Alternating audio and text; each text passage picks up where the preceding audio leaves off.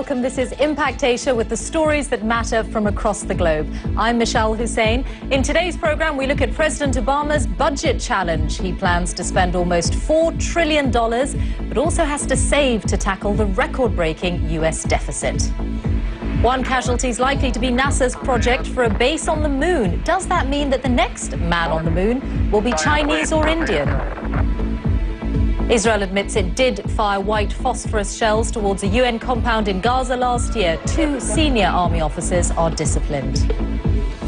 And how much difference does a year make? Thailand's finance minister is with us live from Bangkok, a year since he last told me of Thailand's economic challenge. Our Impact Asia headlines. Welcome. We're now just a couple of hours away from learning of President Obama's plans in setting the United States budget, particularly how he'll balance the need to encourage economic growth with the need to tackle a massive budget deficit. It's thought that he'll try to save $250 billion. The deficit as a whole, though, is now close to $1.5 trillion. Here's the analysis from Jonathan Beale.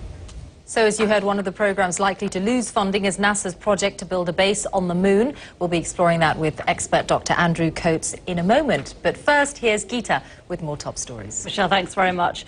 A female suicide bomber has struck in northeast Baghdad, killing 41 people and wounding more than 100 others.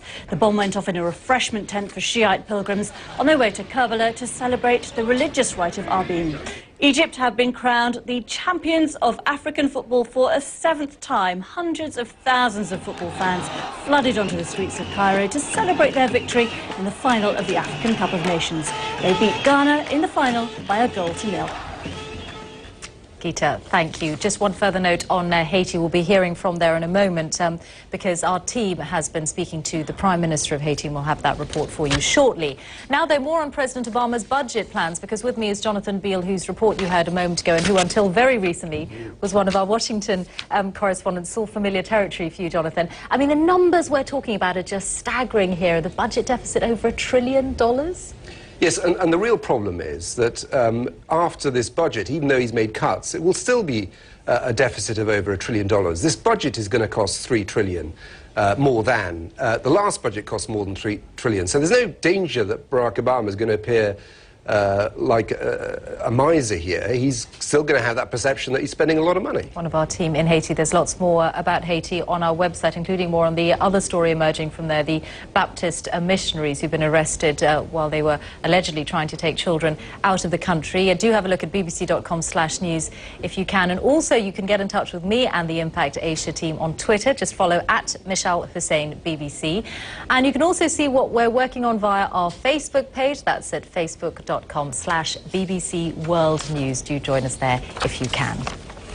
Now I'll have the Impact Asia headlines coming up in just a moment. Also, this was the Thai finance minister speaking to me a year ago when he was just days into the job. So how much progress has the Thai economy made in these last 12 months? Our newsmaker interview is with Korn Chatakavani live from Bangkok in a moment.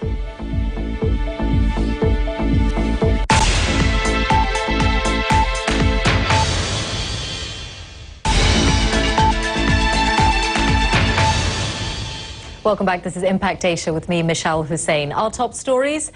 President Obama is set to announce his plans for next year's budget. He's expected to pledge more investment in job creation, but cuts in some areas to try to balance the deficit. And the Israeli army says it's disciplined 2 officers in connection with an incident during the Gaza conflict last year when a UN warehouse was set on fire by Israeli artillery shells.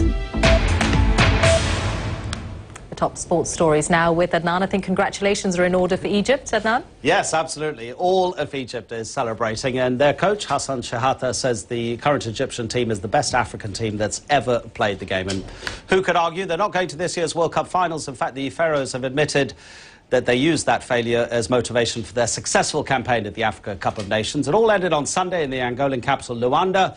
Egypt beating Ghana 1-0, winning the trophy for a record 3rd time in a row.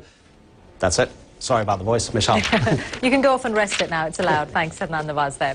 And that's it for today from me and the Impact Asia team.